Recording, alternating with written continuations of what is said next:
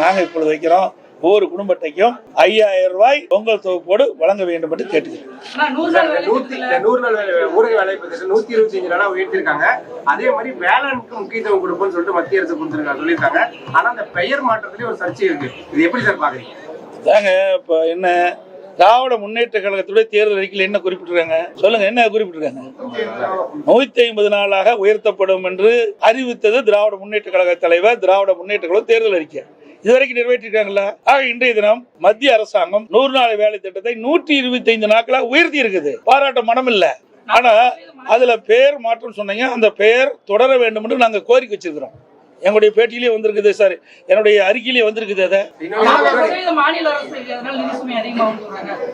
அதை எங்க வாதாடணும்? எதுக்கு நாடாளுமன்ற இருக்கிறாங்க?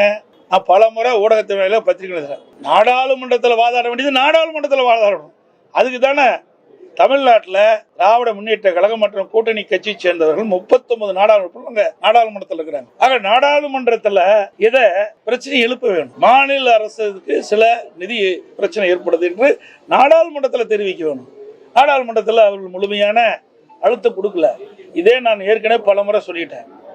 அனைத்து இந்திய அண்ணா திராவிட முன்னேற்ற கழகம் பாரதிய ஜனதா கூட்டணியில் அங்கம் வைக்கின்ற பொழுது காவிரி நதிநீர் பிரச்சனை உச்ச நீதிமன்றத்தில் தீர்ப்பு அளிக்கப்பட்டது. அந்த தீர்ப்பை அமுல்படுத்த காலதாமதம் செய்தது மத்திய அரசு.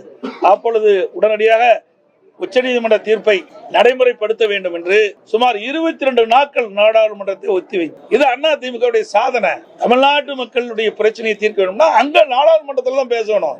சும்மா வெற்றி அறிக்கை விட்டுட்டு மலுப்பனால பதில் கொடுத்து மக்களை ஏமாற்றக்கூடாது.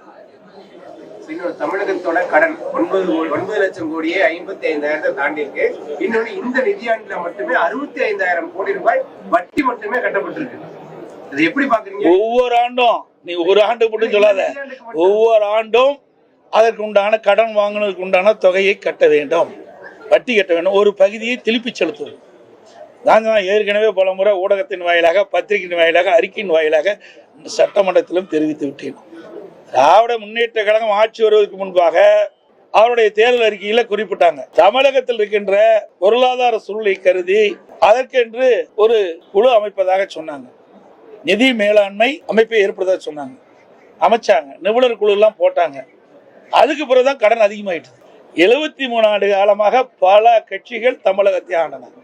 2021 வரைக்கும், அது வரைக்கும் பாத்தீங்கன்னா சுமார் 5,18,000 கோடி தான் தமிழ்நாட்டுடைய கடன். இந்த காலகட்டத்தில் அதுவும் அனைத்து இந்திய அண்ணா திராவிட முன்னேற்ற கழகம் ஆட்சி இருக்கின்ற பொழுது 2011 2021 வரை எந்த ஆட்சிக்கும் ஏற்படாத பிரச்சனைகளை நாங்கள் சந்திச்சோம்.